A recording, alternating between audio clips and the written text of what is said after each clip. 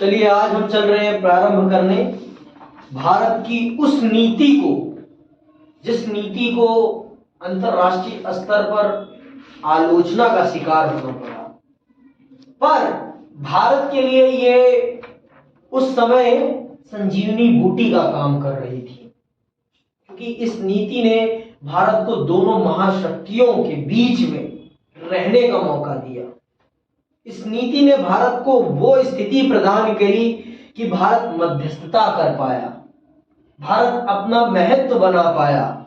शीत युद्ध के दौर में भारत को एक अलग स्टैंड रखने की भूमिका मिल सकी इस नीति के कारण।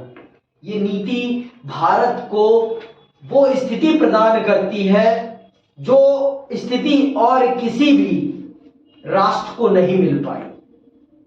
भारत को वो स्थिति मिली जब भारत को सोवियत से खतरा लगा तो वो अमेरिका की तरफ जा सका, और जब उसे अमेरिका से खतरा महसूस हुआ तो वो सोवियत की तरफ जा सका। इस नीति ने भारत को इस स्थिति में रखा, और ये नीति है गुट निरपेक्ष आंदोलन की नीति। गुट निरपेक्ष आंदोलन की नीति, समझ में बात? ये नीति वो नीति है जिसमें भारत ने दुनिया के अनेकों देशों को ये समझाया कि हम अपने स्तर पर विकास करने के लिए आजाद हुए हैं, ना कि किसी और के खेमे में जाने के लिए, ना कि किसी के पिछलग्गू बनने के लिए। उसने दुनिया को ये समझाया और इसका महत्व बताया कि अगर हमें अपने स्तर पर विकास करना है तो हमें अपने लोगों के साथ रहना पड़ेगा, हमें अपने लोगों के साथ रहना पड़ेगा। हम दूसरों के साथ रहकर हम विकास नहीं कर सकते, हम किसी के पिछलग्गू बनकर विकास नहीं कर सकते। समझ में बात? अगर आपको अपने विकास को करना है तो अपने पैरों पे खड़े होकर करना है, ना कि किसी और के दिखाए हुए रास्ते पर चल के करना है। भारत ने इस नीति का अनुसरण करके विश्व राजनीति में अपनी एक अलग पहचान बनाई। यह नीति भारत के लिए बहुत ही महत्वपूर्ण थी शीत युद्ध काल में। चलिए आप प्रारंभ करते हैं। भारतीय राष्ट्रीय आंदोलन अपने आप में कोई स्वतंत्र घटना नहीं है। पूरी दुनिया में उपनिवेशवाद और साम्राज्यवाद के विरुद्ध संघर्ष चल रहे थे, और भारतीय राष्ट्रीय आंदोलन भी इसी विश्वव्यापी संघर्ष का हिस्सा था। आप सबको पता है ना कि ये जो आपका 1935 से लेकर 1950 का समय काल है, ये वो समय काल है जिस काल में दुनिया गुलामी से आजाद हो रही थी। दुनिया गुलामी से आजाद हो रही थी, और भारत में भी उसी का आंदोलन चल रहा था। भारत का राष्ट्रीय आंदोलन भी उसी आंदोलन का एक हिस्सा था, उसी आंदोलन का एक हिस्सा था।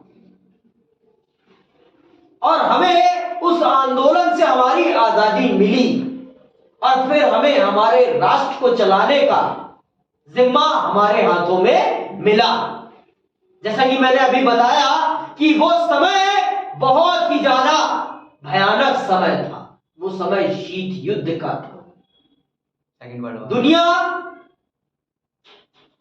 किस रुख में थी समझ में नहीं आ रहा था। दुनिया का कोई रुख समझ में नहीं आ रहा था। कब दुनिया किधर जा रही है कोई पता नहीं चल रहा था। यह बड़ा ही कठिन समय था पूरी दुनिया के लिए, पूरी दुनिया के लिए, क्योंकि यहां पर कुछ भी स्पष्ट नहीं था। कौन किसका मित्र है, कौन किसका शत्रु, ये समझ में ही नहीं आ रहा था। इस स्थिति में अपनी विदेश नीति बनाना और अपनी एक अलग पहचान बनाना ये कोई आसान काम नहीं था। लेकिन भारत ने बड़ी ही सूझबूझ से अपनी विदेश नीति बनाई, और इस गुटबंदी के दौर में अपना एक स्वतंत्र अस्तित्व स्थापित किया। यह एक बड़ी बात है। आइए सुनते हैं।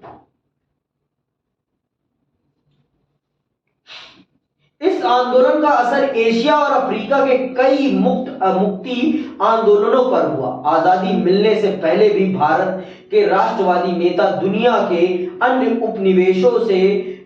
उपनिवेशों में मुक्ति संग्राम चला रहे नेताओं के संपर्क में थे। ये सभी नेता आखिर उपनिवेशवाद और साम्राज्यवाद के विरुद्ध एक साझी लड़ाई लड़ रहे थे। नेताजी सुभाष चंद्र बोस ने दूसरे विश्व युद्ध के दौरान इंडियन नेशनल आर्मी का गठन किया था। इससे साफ जाहिर होता है कि स्वतंत्रता आंदोलन के दौरान भारत के संबंध विदेशों में रह रहे भारतीयों से बन चुके थे। किसी राष्ट्र की विदेश नीति से उसके अंदरूनी और बाहरी सरोकारों की झलक मिलती है। भारत का स्वतंत्रता आंदोलन जिन उदात्त विचारों से प्रेरित था, उसका असर भारत की विदेश नीति पर भी पड़ा। बहरहाल भारत को जिस वक्त आजादी हासिल हुई, उस समय शीत युद्ध का दौर भी शुरू हो चुका था। आप समकालीन विश्व राजनीति की किताब के पहले अध्याय में पढ़ चुके हैं कि शीत युद्ध के दौर में दुनिया के देश दो खेमों में बंट रहे थे। एक खेमे का अगुवा संयुक्त राज्य अमेरिका था और दूसरे का सोवियत संघ। दोनों खेमों के बीच विश्व स्तर पर आर्थिक, राजनीतिक और सैन्य टकराव जारी था। इसी दौर में संयुक्त राष्ट्र संघ भी अस्तित्व में आया। ये सारी बातें मैं आपको पिछली किताब में पढ़ा चुका हूं। मैंने आपको शीत युद्ध का संपूर्ण अध्याय भी पढ़ाया है, जो कि आपके सिलेबस में नहीं है, क्योंकि सीबीएसई की दया ने उसे आपके सिलेबस से काट दिया है, जो कि सरासर आपके भविष्य के साथ खिलवाड़ है। ये बात आप समझें कि एक सिलेबस का कटने का, एक चैप्टर के कटने का अर्थ होता है आपके ज्ञान को अल्प करना, अधूरा करना। और वही काम सीबीएसई ने कुछ प्रमुख चैप्टरों को काट के किया है, जिसमें से एक चैप्टर का नाम शीत युद्ध का दौर भी है। समझ आई बात? आपने उस चैप्टर को अगर ना पढ़ा होता तो आप गुटनिरपेक्ष आंदोलन की नीति को सही ढंग से कभी भी नहीं समझ पाते कि भारत ने गुटनिरपेक्ष आंदोलन की नीति क्यों अपनाई, क्यों जरूरी थी इस नीति को अपनाना। आप इस बात को भली भांति जानते हैं कि क्यों भारत ने इस नीति को अपनाया और भारत के लिए क्यों जरूरी था इस नीति को अपनाना। क्योंकि अगर वो किसी भी खेमे के देश में जाता तो उसे उस खेमे के अनुसार अपना आचरण करना पड़ता। गुलामी फिर हो जाती। जिस गुलामी से हम आजाद हुए थे, जिस राजनीतिक और आर्थिक गुलामी से हम आजाद हुए थे अंग्रेजों से, अगर हम इनमें से किसी भी गुट को फिर से ज्वाइन करते या जुड़ते तो फिर हम उसी गुलामी में चले जाते। कहने के लिए तो आजाद होते, लेकिन फिर भी हम एक गुलामी भरी अपनी शर्तों पे नहीं, इन दो महाशक्तियों की शर्तों पर जीवन अपना राष्ट्र चला रहे होते, जो कि आजादी से भी बदतर था। फिर मतलब क्या था आजाद होने का? अगर आपको किसी और का पिछलग्गू ही बनना था तो बताओ। आजाद होने का मतलब यह होता है कि आप अपने जीवन को, अपने राष्ट्र को अपनी शर्तों पर निर्मित करें, तब है आपके आजाद होने का कोई अर्थ। नहीं तो आपके आजाद होने का तो कोई अर्थ ही नहीं है। समझ में आई बात? तो यही मतलब है। और आप सब जानते हैं जब भारत आजाद हुआ तो शीत युद्ध का दौर भी प्रारंभ ही हुआ था और दुनिया में एक नए अंतरराष्ट्रीय संगठन का भी गठन हुआ था, जिसे हम क्या आज कहते हैं? यूएन कहते हैं, संयुक्त राष्ट्र संघ। आपने इसके भी महत्व को समझ लिया है कि इसने दुनिया को किस प्रकार से बचाया है बहुत सारे युद्धों से, और इसका दुनिया में क्या महत्व है, ये भी आप भली भांति जानते हैं। समझ में आई बात? ये भी आप भली भांति जानते हैं, इससे भी आप अनभिज्ञ नहीं है, इसको भी आप भली भांति जानते हैं। आगे सुनिए। परमाणु हथियारों का निर्माण शुरू हुआ। परमाणु हथियारों का निर्माण भी शुरू हुआ। शीत युद्ध के प्रारंभ होने के पीछे सबसे बड़ा कारण ही क्या था? यही परमाणु युद्ध ही तो था। दुनिया ये मान रही थी कि कोई भी राष्ट्र परमाणु युद्ध से होने वाले विध्वंस को अकेले झेल नहीं सकता। इसीलिए तो दुनिया दो खेमों में बंट गई। दो खेमों में कहा, तीन खेमों में बंट गई ना। दुनिया के ये खेमे में बंटने का कारण ही परमाणु शक्ति थी। परमाणु शक्ति अगर दुनिया में आती नहीं तो दुनिया में ये भय ही नहीं आता कि मैं किसी का अकेले सामना नहीं कर सकता। इसी भय ने तो दुनिया को तीन खेमों में विभाजित किया, प्रमुख रूप से दो खेमों में विभाजित किया। ये खेमे बंदी होने का मुख्य कारण ही क्या था? ये परमाणु हथियार ही था, जिसने अमेरिका को इतनी शक्ति प्रदान की कि उसने एक राष्ट्र को तबाह कर दिया, उसकी रीढ़ की हड्डी तोड़ दी, उसके बेगुनाह लोगों को मार दिया।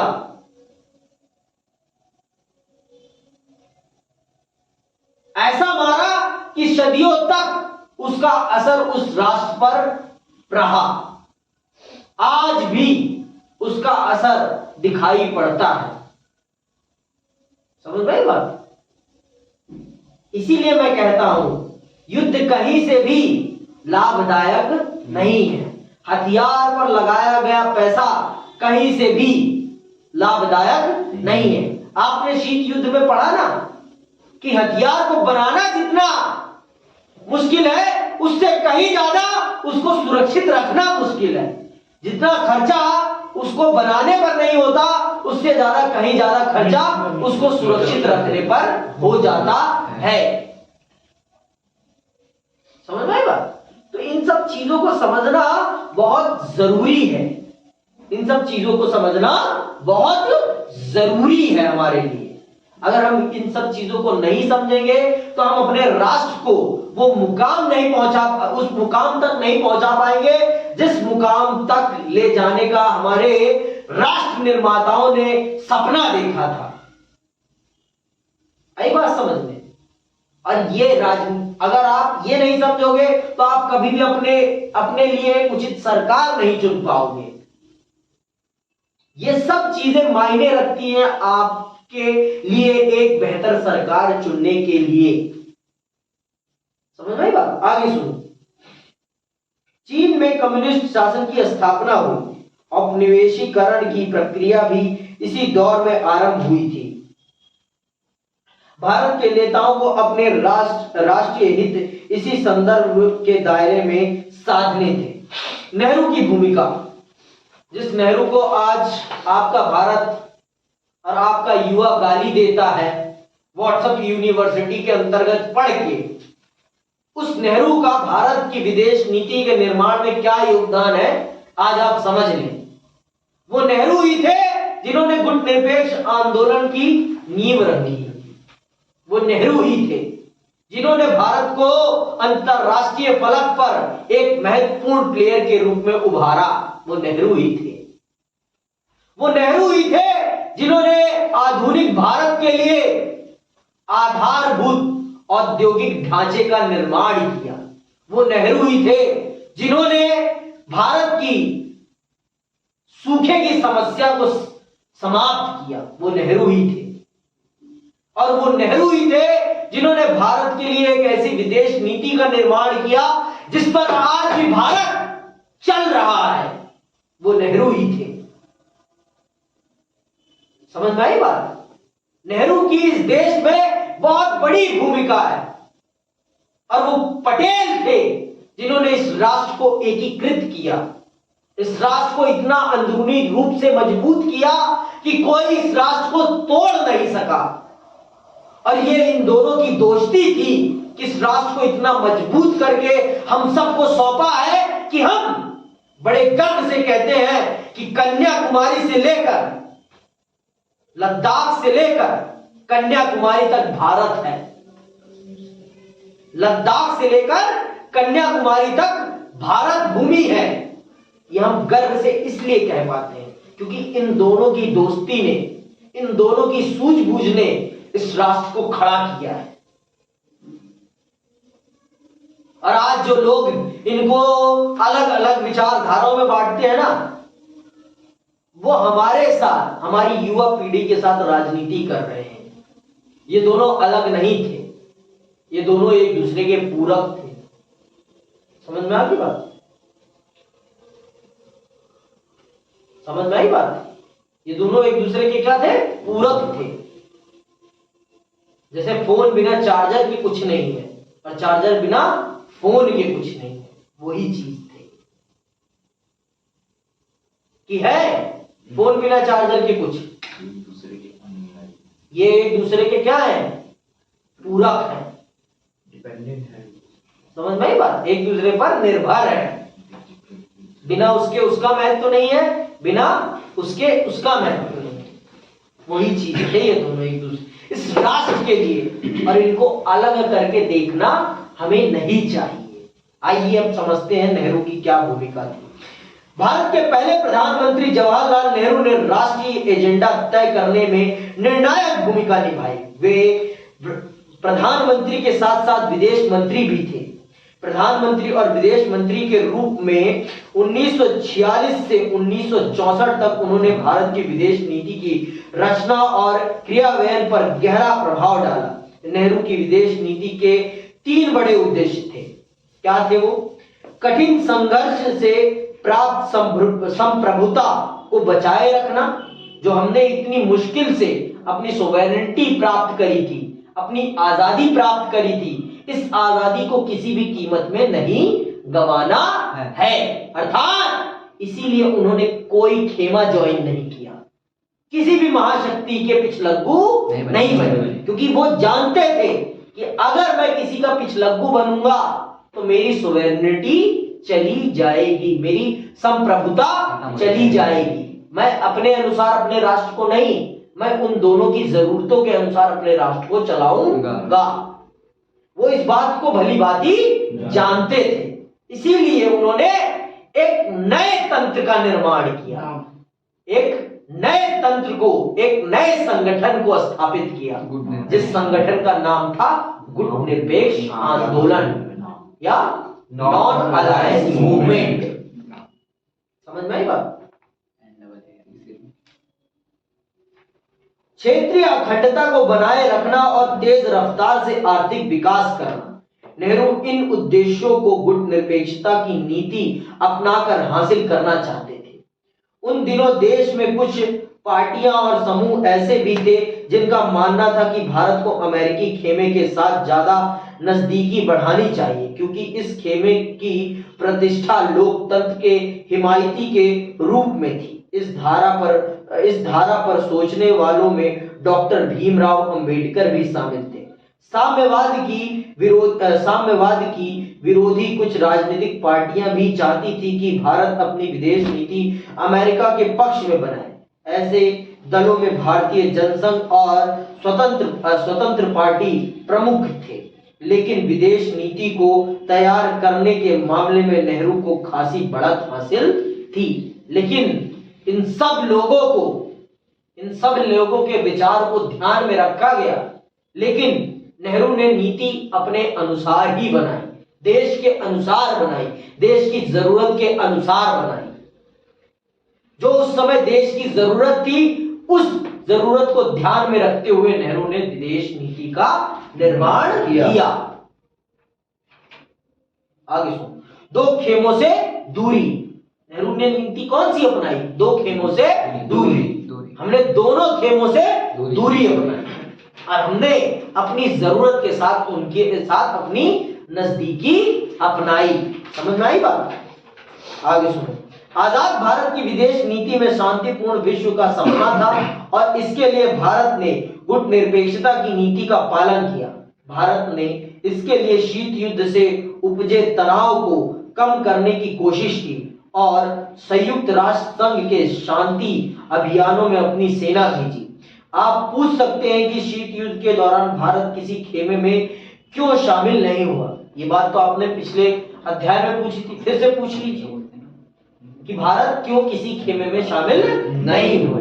क्योंकि अगर वो शामिल होता तो अभी तो बताया कि अगर वो किसी खेमे में शामिल होता तो वो फिर अपनी इच्छा अनुसार अपना विकास नहीं कर पाता। अगर वो अमेरिकी खेमे में शामिल होता तो फिर वो उसे अमेरिका की विचारधारा के अनुसार चलना पड़ता। अमेरिका कहता कि अपने बाजार को खोलो तो खोलना पड़ता।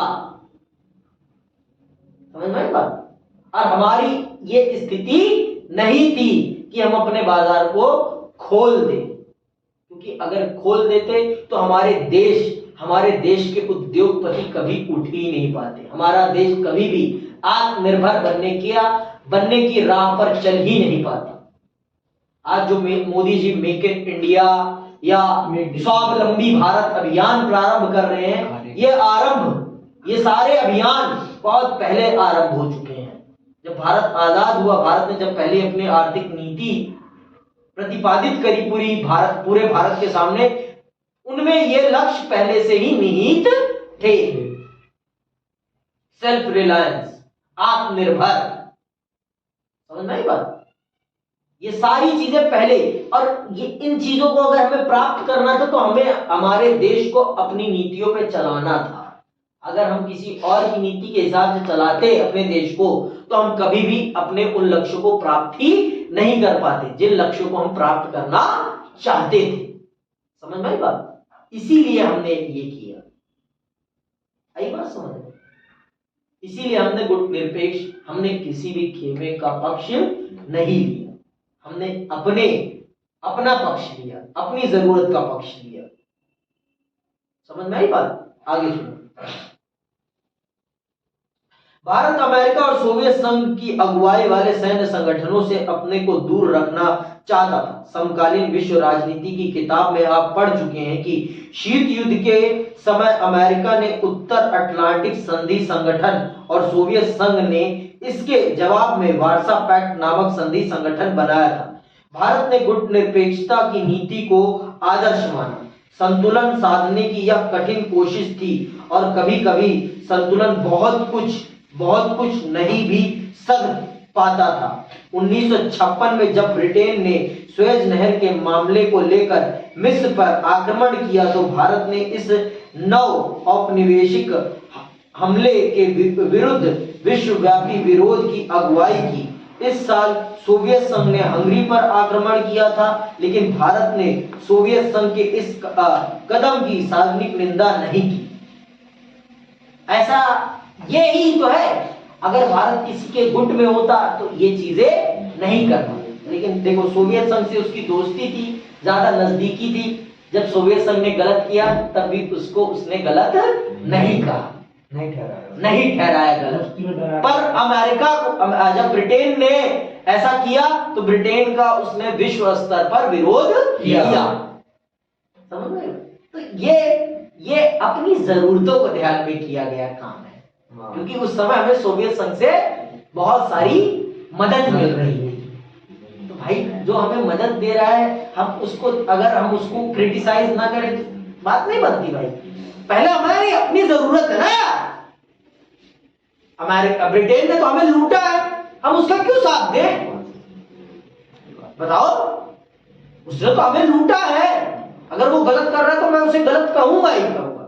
लेकिन अगर मेरा मित्र जो मुझे मदद दे रहा है, अगर उससे थोड़ी गलती भी हो रही तो मैं उसकी गलती को नजरअंदाज कर सकता हूं, अगर नजरअंदाज करने लायक है तो। समझ में बात? तो भारत ने ये चीज किया अपनी जरूरतों को ध्यान में रख के। अपनी जरूरतों को देखो, मित्र बनना और चेला बनने में बहुत अंतर होता है। मित्र वो है जो आपकी गलतियों को गलत कहे और आपके ऊपर जब मुसीबत पड़े तो आपके पीछे चट्टान की तरह खड़ा रहे, वो है मित्र। समझ में आई बात? वो है मित्र। और चेला वो है जो गुरुजी कुछ भी बताए, जी गुरुजी, जी गुरुजी, वो अंधा चेला है। कभी भी अंधा चेला नहीं बनना, हमेशा आंख खोल के चेला बनना है। अगर सर की कोई बात गलत लगे तो उसे गलत कहना है, गुरुजी के हाँ में हाँ नहीं मिलाना। अंधभक्ति वो भक्ति है जिससे कभी किसी का विकास नहीं होता, उससे हमेशा समाज का विनाश ही होता है। तो कभी भी अंधभक्ति नहीं करनी किसी की।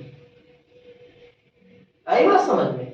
हमेशा सोच समझ के खुली आंख की भक्ति करनी है, खुली आंख से, श्रद्धा के साथ में। आगे सुनो। ऐसी स्थिति के बावजूद कमोबेश भारत ने अंतरराष्ट्रीय मामलों पर स्वतंत्र रवैया अपनाया। उसे दोनों खेमों के देशों ने सहायता और अनुदान दिया। ये इसीलिए हो पाया क्योंकि उसने किसी का गुट ज्वाइन नहीं किया। नहीं तो दोनों तरफ से वो फायदा उठा पाता नहीं, दोनों तरफ से मदद प्राप्त कर पाता संभव ही नहीं था, संभव ही नहीं था अगर वो इस नीति पर अमल नहीं करता। तो अब समझ लो नेहरू ने क्या किया है। ये नेहरू की ही नीति है, किसी और की नीति नहीं है ये। आगे सुनो। भारत अभी बाकी विकासशील देशों को गुट निरपेक्ष की नीति के बारे में आश्वस्त करने में लगा था कि पाकिस्तान अमेरिकी नेतृत्व वाले सैन्य संगठन में शामिल हो गया। इस वजह से 1950 के दशक में भारत अमेरिकी संबंध में खटास पैदा हो गई। अमेरिका सोवियत संघ से भारत की बढ़ती हुई दोस्ती को लेकर भी नाराज था। अब देख लो, पाकिस्तान बन गया ना चेला। और उसी का खामियाजा है कि आज भी वो चेला ही है। आज भी वो क्या है? चेला ही है। और आज गुरुजी उसे भाव भी नहीं देते। और यही काम अगर भारत ने किया होता तो भारत की भी वही स्थिति हो जाती। समझ में आ गई बात? कम खाओ लेकिन खुद का खाओ, किसी से भीख मांग के मत खाओ। कम खाओ लेकिन खुद का खाओ। अमेरिका और पाकिस्तान की तरह भीख मांग के मत खाओ। ये बात जान लो, ये बात बहुत समझने वाली बात है। इसीलिए भारत ने गुट निरपेक्षता की नीति अपनाई। समझ में आई बात? आगे सुनिए। आपने पिछले अध्याय में पढ़ा कि भारत ने नियोजित विकास की रणनीति अपनाई थी। इस नीति में जोर आयात को कम करने पर था, है ना? आयात को कम करने पर था। क्यों कम करने पर था? क्योंकि हमें अपनी इंडस्ट्रीज को बिल्ड करना था। हमें अपनी इंडस्ट्रीज को बिल्ड करना था, हमें अपनी इंडस्ट्रीज को उठाना था। अगर हम सब कुछ बाहर से ही मंगाते रहेंगे तो हमारे देश में कब बनेगा? और हमारे देश में नहीं बनेगा तो हमारा फायदा कब होगा? मैंने एक उदाहरण दिया था ना भाई, पैसा का बताओ, गन्ना बेचने में ज्यादा पैसा है कि चीनी बेचने में ज्यादा? बताओ किसमें है? चीनी तभी बेच पाएंगे ना जब हमारे देश में उद्योग लग पाएंगे। अगर हम गन्ना ही बेचते रहेंगे और चीनी खरीदते रहेंगे तो हम कभी अमीर हो पाएंगे? तो इसीलिए हमने आयात पर बहुत ज्यादा टैक्स लगाया, जिससे कि हमारे देश के उद्योगपतियों को संरक्षण मिल सके और उनके उद्योगों में वृद्धि आ सके। हमारे उद्योगपतियों में वो काबिलियत विकसित हो सके कि वो अपने उद्योग को ऊपर उठा सके। समझ में आ गया? फ्री मार्केट मिल सके उन्हें, कंपटीशन लेस मार्केट मिल सके उन्हें, जिससे कि वो अपनी मार्केट में अपने आप को इस्टेब्लिश कर सके। समझ में आई बात? आगे सुनिए। इसमें संसाधन आधार तैयार करने पर जोर दिया गया। इसके परिणाम स्वरूप निर्यात के मामले में भी प्रगति बड़ी सीमित थी। विकास की इस रणनीति के कारण बाहरी दुनिया से भारत का आर्थिक लेन देन बड़ा सीमित था। सीमित करना पड़ा हमें, क्योंकि अगर हम ऐसा नहीं करते तो हम जिन लक्ष्यों को बांध कर चल रहे थे उन लक्ष्यों को हम कभी प्राप्त नहीं कर पाते।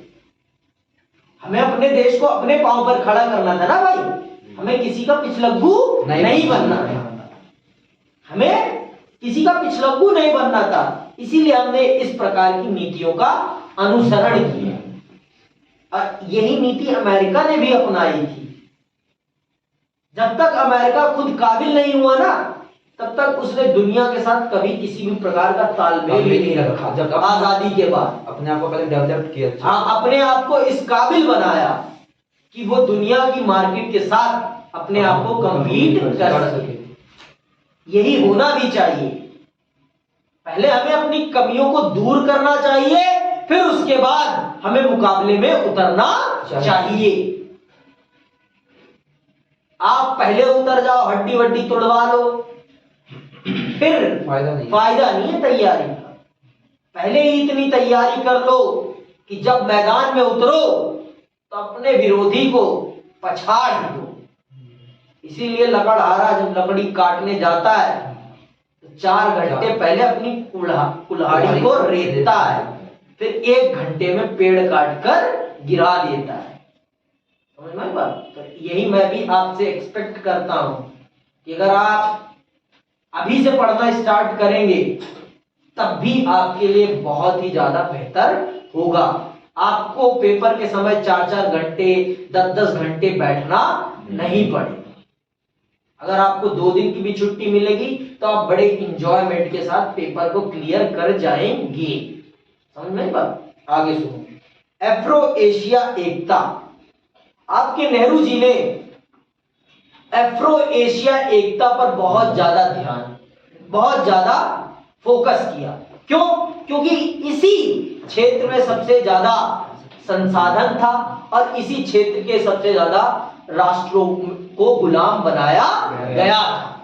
अगर ये राष्ट्र एकजुट हो जाते तो इनको किसी भी प्रकार की जरूरत नहीं थी। आज भी यही माना जाता है कि अगर सारे जो विकासशील देश हैं वो अगर एकजुट हो जाएं तो उन्हें विकसित देशों पर निर्भर होने की कोई जरूरत नहीं पड़ेगी। लेकिन यही है ना, कहते हैं ना, जिनके पास कम दिमाग होता है वो कभी इस चीज को समझ नहीं पाते। किसान इसीलिए एक्सप्लॉइट होता है क्योंकि उसके पास कम दिमाग है। वो अपने हक को समझ नहीं पाता कि अगर हम सारे किसान एकजुट हो जाएं तो हमारा कोई एक्सप्लॉइटेशन नहीं कर सकता। सच है ये। बच्चों का एक्सप्लॉइटेशन इसीलिए होता है क्योंकि बच्चे एकजुट नहीं हो पाते, एकता नहीं है उनके अंदर। आप जब तक एकजुट नहीं होंगे ना तब तक आपका शोषण होता रहेगा। और नेहरू जी इस बात को कब समझ गए हैं और वो दुनिया को कब समझा रहे हैं, लेकिन दुनिया तब भी नहीं समझी, अनपढ़ था। आगे सुनो। भारत के आकार, अवस्थिति और शक्ति संभावना को भांपकर नेहरू ने विश्व के मामलों, खासकर एशियाई मामलों में भारत के लिए बड़ी भूमिका निभाने का स्वप्न देखा। नेहरू के दौर में भारत ने एशिया और अफ्रीका के 9 स्वतंत्र देशों के साथ संपर्क बनाए। 1940 और 1950 के दशकों में नेहरू बड़े मुखर स्वर में एशियाई एकता की पैरोकारी करते रहे। नेहरू की अगुवाई में भारत ने 1947 के मार्च में ही एशियाई संबंध सम्मेलन का आयोजन कर डाला था। जबकि अभी भारत को आजादी मिलने में 5 महीने शेष थे। भारत ने इंडोनेशिया की आजादी के लिए भरपूर प्रयास किया। भारत चाहता था कि इंडोनेशिया डच औपनिवेशिक शासन से यथासंभव शीघ्र मुक्त हो जाए। इसके लिए भारत ने 1949 में इंडोनेशिया के स्वतंत्रता संग्राम के समर्थन में एक अंतर्राष्ट्रीय सम्मेलन किया। भारत औपनिवेशीकरण की प्रक्रिया का प्रबल समर्थक था और उसने पूरी दृढ़ता से नस्लवाद का, खासकर दक्षिण अफ्रीका में जारी रंगभेद का विरोध किया। इंडोनेशिया के एक शहर बांडुंग में एफ्रो एशियाई सम्मेलन 1955 में हुआ।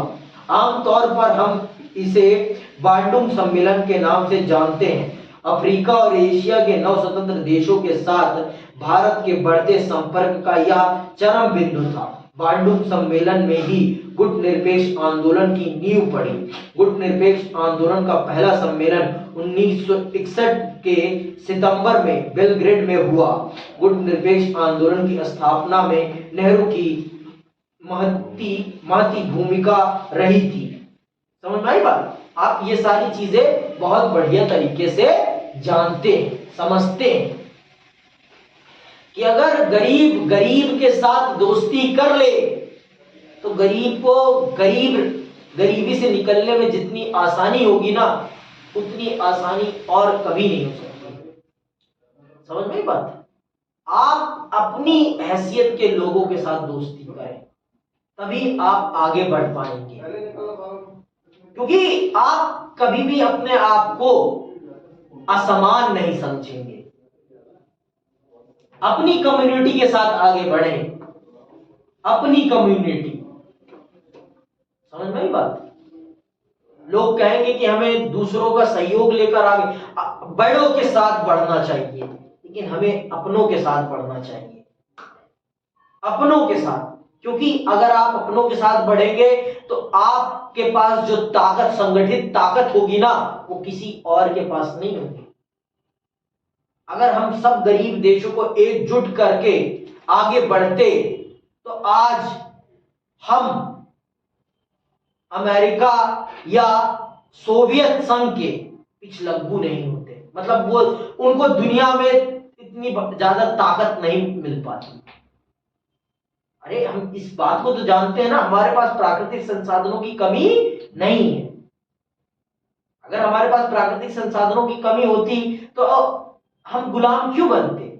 दुनिया किस लिए हमारे पास आई थी? दुनिया के बड़े बड़े देश, जो बड़े बड़े देश बने, वो हमारे पास क्यों आए थे? हमारे प्राकृतिक संसाधनों के कारण ही तो आए थे ना। और अगर हम सब मिल जाते, हम सब जो गरीब देश थे, अगर हम सब मिल जाते जैसा कि नेहरू जी चाहते थे, तो हम क्या नहीं कर सकते थे।